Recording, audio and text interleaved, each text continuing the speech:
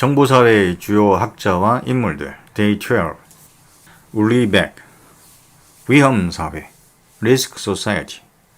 자, 울리백은 위험사회에 대해 얘기했었다. 부는 누구나 소유할 수 있고 지식은 새로운 정치적 중요성을 획득한다. 위험의 평등화, 사회적 불평등의 전 지구화, 성 역할의 변화와 소통 방식의 개인화, 진리의 지위를 잃어버린 과학, 비정치적인 것의 정치화, 집단의 구성원으로서가 아니라 개인 독립성에 대한 대가로 위험에 직면한다. 위험사회의 위험은 불명료하고 자기 원인적이다. 더하기 원칙, 위험의 규정과 관련하여 언제나 승자와 패자가 출현한다. 고 했다. 다시 위험사회에 대해 위험의 평등화 그리고 사회적 불평등의 전 지구화. 여기서 사회적 불평등의 전 지구화는 비가시적이고 만성적이며 보편적으로 편재해 있다 라는 의미에서 사회적 불평등의 전 지구화를 이야기하고 있고, 성 역할의 변화, 이것은 언제라도 헤어질 수 있는 합의 가족의 출현을 의미하고 있으며,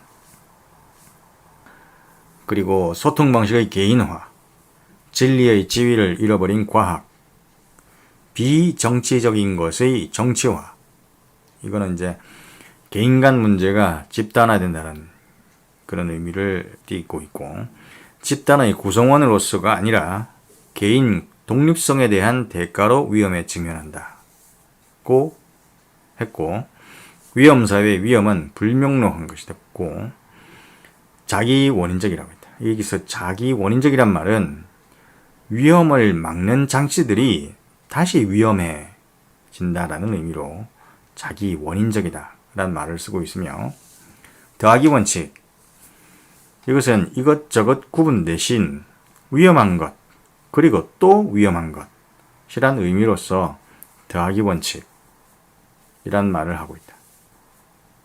그리고 위험의 규정과 관련하여 언제나 승자와 패자가 출현한다 라고 했다.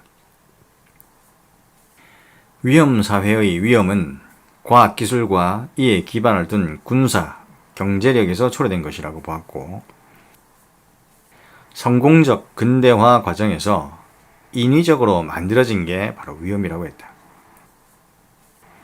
인간의 인식 능력을 벗어난 과학적 지식의 영역이라고 했고,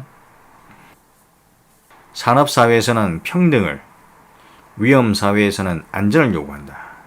다시, 산업사회에서는 평등을 요구하고 위험사회에서는 안전을 요구한다. 여기서 안전은 공적 소비재, 사적 소비자라기보다는 공적 소비자라는 용어를 쓰고 있다.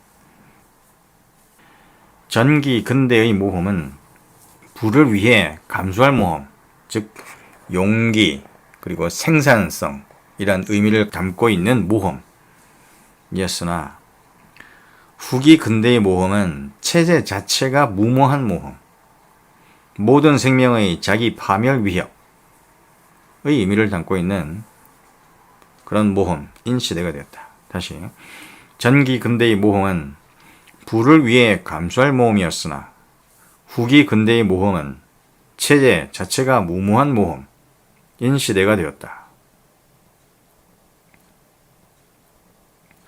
고용 불안과 고실업은 위험사회의 징후이다 라고 했다.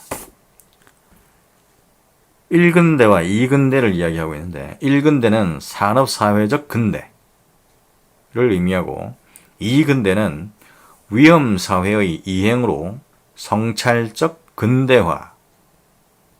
다시, 2근대는 위험사회의 이행으로 성찰적 근대화가 이루어지는 근대다. 여기서 성찰적 근대화라는 개념은 현대과학의 가능성 뿐만 아니라 그 한계도 함께 인식함으로써 사회적 제어력을 높이는 과정으로 반성과 다른 자기대면이라고 했다. 반성과 다른 자기대면이 성찰적 근대화다. 그 재규적 근대화란 말도 하고 있는데 여기서 재규적 근대화는 산업사회에서 위험사회로의 자동적 비가시적 이행을 나타내는 말로 재규적 근대화란 말을 쓰고 있다. 역근대란 말도 하고 있는데 불분명함을 하나의 결정으로 가정하는 시도. 다시 역근대란 것은 불분명함을 하나의 결정으로 가정하는 시도가 역근대다. 재규적 근대화에 의해 이 역근대란 것이 촉발된다. 다시 재규적 근대화, 즉 산업사회에서 위험사회로의 자동적 비가시적 이행 인 재규적 근대화에 의해 촉발되는 것이 역근대라고 한다.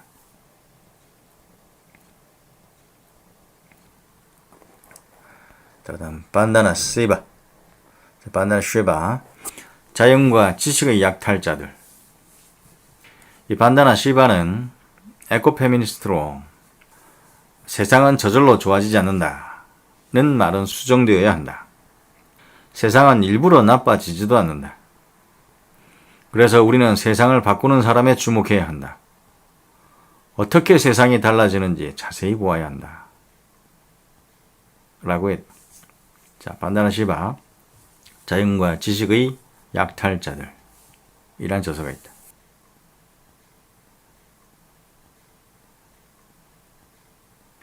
빈센트 모스코, 정보자본론, 사회 구조론적 정보학자가 되겠다. 신마르크스주의, 네오마르크스주의에 해당하며 이와 유사한 학자들로 슐러, 간햄이 있고 마찬가지로 연속론자에 해당한다. 윌겐 하버마스, 슐러, 기든스, 하비 모두 연속론적 입장이다. 유료사회, 페이퍼 소사이어티, 지불 능력별 정보 부자와 정보 빈자에 대해 얘기하고 있다. 자, 빈센트 모스코, 유료사회, 페이퍼 소사이어티, 지불 능력별 정보 부자, 정보 빈자. 공기업 민영화와 국가 지도 조직에 대한 탈규제는 시장을 위한 정책의 포기이다. 다시, 공기업 민영화와 국가 지도 조직에 대한 탈규제는 시장을 위한 정책의 포기이다. 라고 이 공기업 민영화와 탈규제를 비판적으로 보고 있다.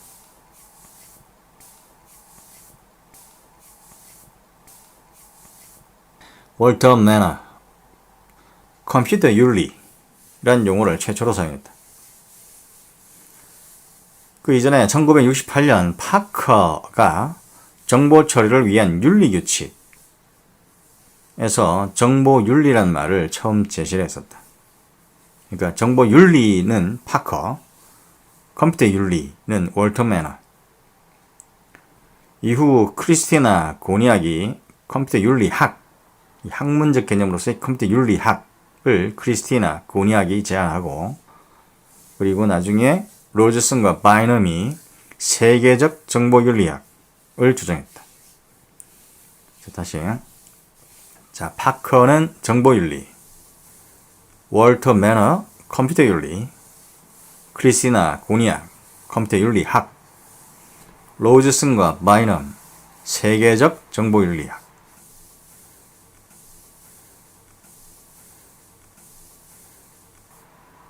발터 베냐민, 발터 벤딕스 션트리즈 베냐민, 유대계 독일인으로 마르크스주의자이자 문학 평론가이며 철학자였다. 게르셴 숄렘의 유대교 신비주의와 베르톨트 브레히트로부터 마르크시즘의 영향을 받았으며 또한 비판 이론의 프랑크푸르트 학파와도 관련되어 있다. Was a German Jewish philosopher, cultural critic and essayist, an eclectic thinker combining elements of German idealism, romanticism, Western Marxism, and Jewish mysticism. Benjamin made enduring and influential contributions to aesthetic theory, literary criticism, and historical materialism. 기술복제 시대의 예술작품이란 저서가 있다. The Work of Art in the Age of Mechanical Reproduction, 1935. 기술복제 시대의 예술작품.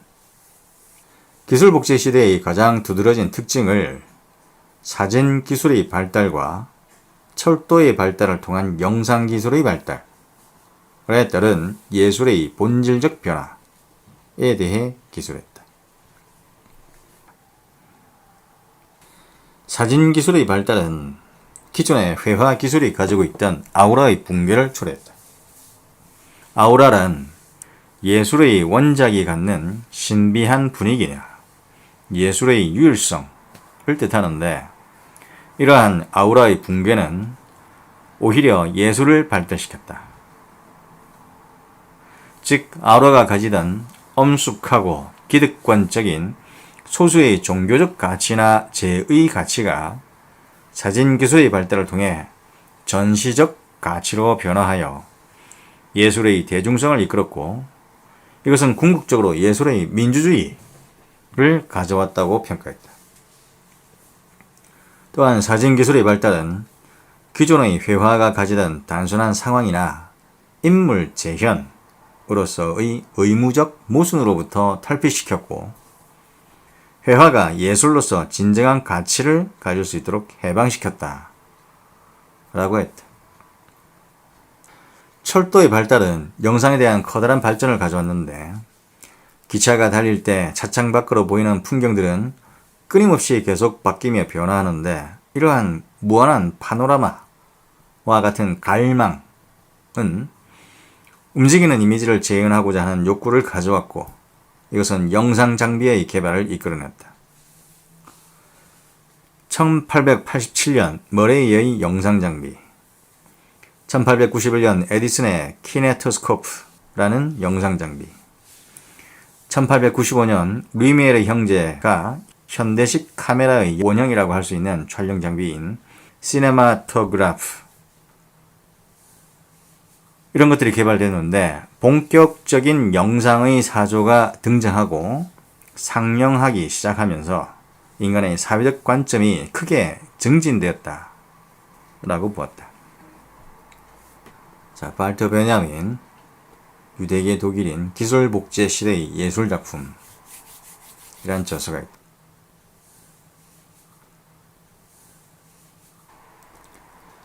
윌부르 슈람. 슈람은 커뮤니케이션에 대한 기능적 관점의 정보 이론학자이다. 오스굿, 수시, 탄넨바움, 콜지브스키, 리, 하야카와 등 언어학자와 일반 의미론자들이 이런 기능적 관점을 갖고 있고, 기호를 중시하는 슈람은 물론이고, 그리고 어떤 자극에 대한 생물체의 분별적 반응을 말하고 있는 스티븐스 역시 커뮤니케이션에 대한 기능적 관점의 정보 이론학자이다.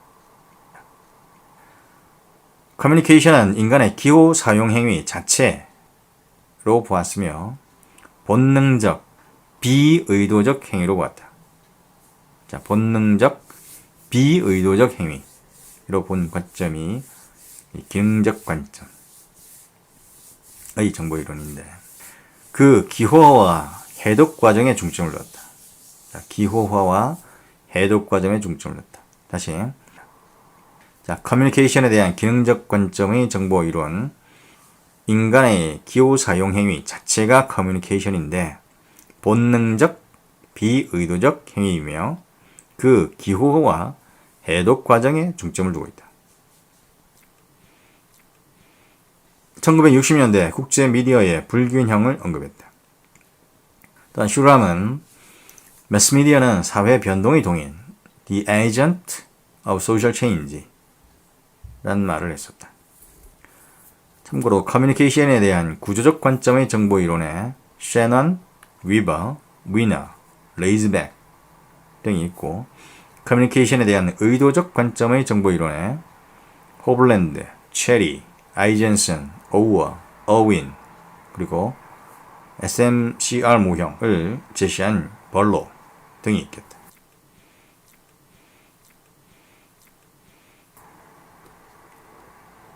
윌리엄 깁슨, 공상과학 소설가, SF 소설가이다. 뉴로맨서, 1984년도에 뉴로맨서라는 소설을 썼는데 여기서 사이버 공간에서의 커뮤니케이션 이라는 개념이 나왔다.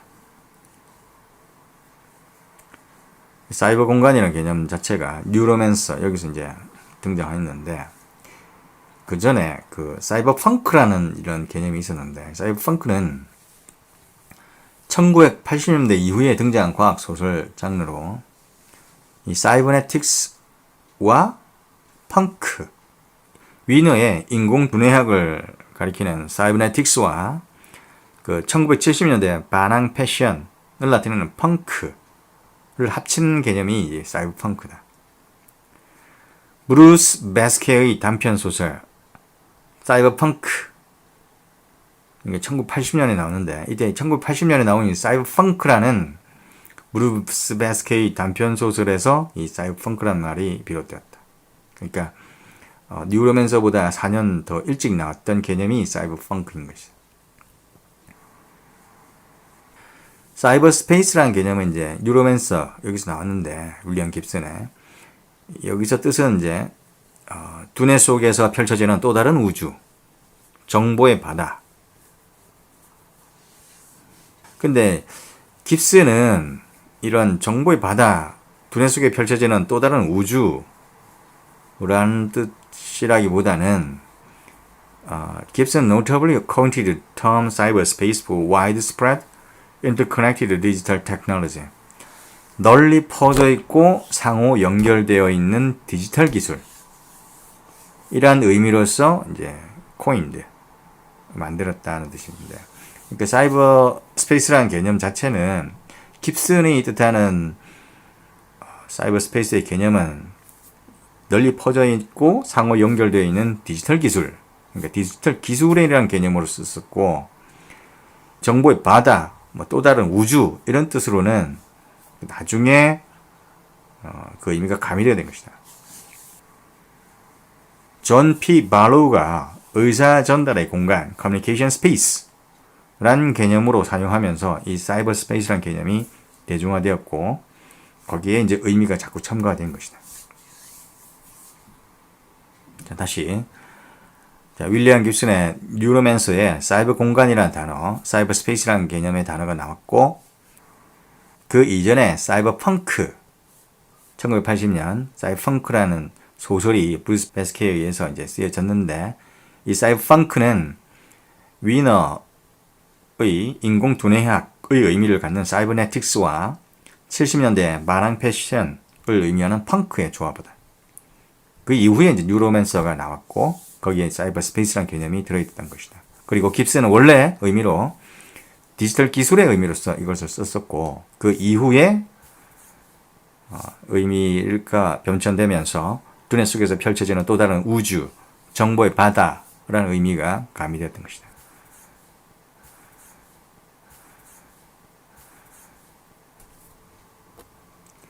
요하이 벤클라 이스라엘계 미국인 작가이자 하버드 로스쿨 교수이다. Also a faculty co-director of the Berkman Klein Center for Internet and Society at Harvard University. 공유 기반 동료 생산, Commons-based peer production 이런 개념을 제시하고 있다. 자, 요하이 벤클러, 공유 기반 동료 생산, Commons-based peer production. 공유 경제와 상업 경제의 양립 가능성을 모색하면서도 공유 경제의 확대 필요성을 언급한다. 공유 경제의 물질적 조건인 네트워크 외부 효과 측면에서 IT 영역의 내부와 외부 사이에 상당한 차이가 존재함을 인정하고 공유 경제와 상업 경제의 양립 가능성을 모색했던 것이다. 자, 요하이 벤클러의 공유 기반 동료 생산, Commons Based Peer Production. 몇 가지 개념들. 1. 첫 번째, 미래의 시장 경제를 재창조하는데 창조적 공유주의가 핵심이다. 다시, 미래의 시장 경제를 재창조하는데 창조적 공유주의가 핵심이다. 고 했고, 두 번째, 우버나 에어비앤비를 1세대 공유기업이라고 칭한 뒤에 거래 비용을 낮추고 커뮤니케이션을 원활하게 했다는 장점이 있다고 언급을 했었다. 자, 거래 비용을 낮추고 커뮤니케이션을 원활하게 했다는 장점이 있다고 언급했다. 하지만 공유경제의 근본은 경제적 교환이 아니라 사회적 교환이라는 점을 강조하면서 우버 같은 시스템은 소비자들이나 기업에겐 혜택이 되지만 노동자들의 지위를 약화시키는 결과를 가져올 수 있다고 비판했었다. 그러니까 우버나 에어비앤비를 1세대 공유기업이라고 말은 했는데 진정한 공유 기반 동료 생산의 가치가 들어있지는 않다고 봤다. 왜냐하면 공유 경제의 근본이 경제적 교환이 아니라 사회적 교환이 있어야 되는데 그렇지를 못해서 비판적으로 본 것이다. 우버나 에어비앤비를. 세 번째, 오픈소스로 상징되는 비시장적 모델을 시장에 통합시킴으로써 기존의 시장 경제 시스템을 변혁해야 한다는 관점을 유지하고 있다. 다시, 오픈소스로 상징되는 비시장적 모델을 시장에 통합시킴으로써 기존의 시장 경제 시스템을 변혁해야 한다는 관점을 유지하고 있다. 이를 뒷받침하기 위해서 동료 간 협력주의, 피어 코오퍼레티즘, 동료 간 실용주의, 피어 프래그마티즘 이라는 개념을 동원하고 있다. 다시, 오픈소스로 상징되는 비시장적 모델을 시장에 통합시킴으로써 기존의 시장 경제 시스템을 변혁해야 한다는 관점을 유지하고 있는데 이를 뒷받침하기 위해 동료 간 협력주의, 피어 코오퍼레티즘, 동료 간 실용주의, 피어 프래그마티즘 이런 개념을 동원하고 있다. 자, 요하이 벤클러.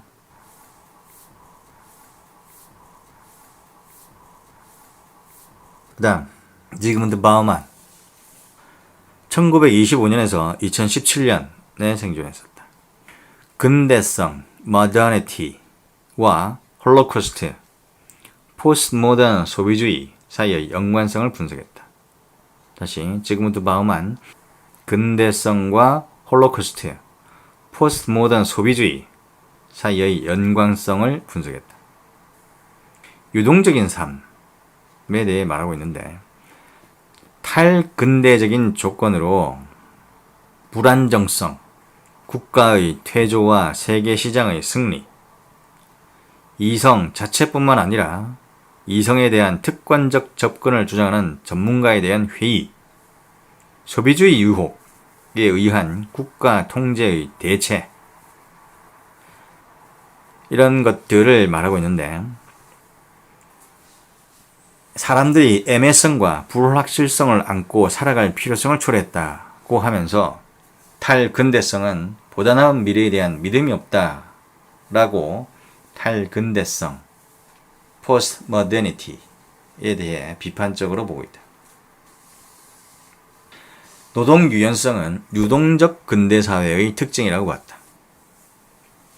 현대사회는 액체사회, liquid society. 자, 지그문드 바우만 액체사회, 업종 간 경계가 무너지고 똑똑한 개인의 힘이 강해졌다라고 보았다. 탈원형 감옥, 나무라기보다는 잡초처럼 퍼진다고 했고 권력과 정보 축적의 밀접성 그리고 국가의 감찰 야심을 드러내는 개념으로 보았다.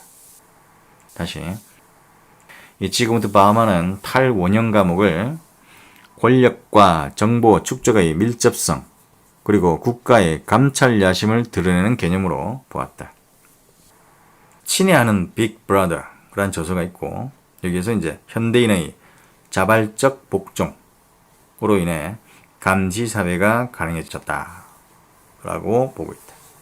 지그문드 바우만 친애하는 빅브라더, 자발적 복종, 감시사회 가능해졌다는 거. 탈원형 감호, 국가의 감찰 야심, 그다음에 액체 사회, 리퀴드 소사이어티, 유동적인 삶,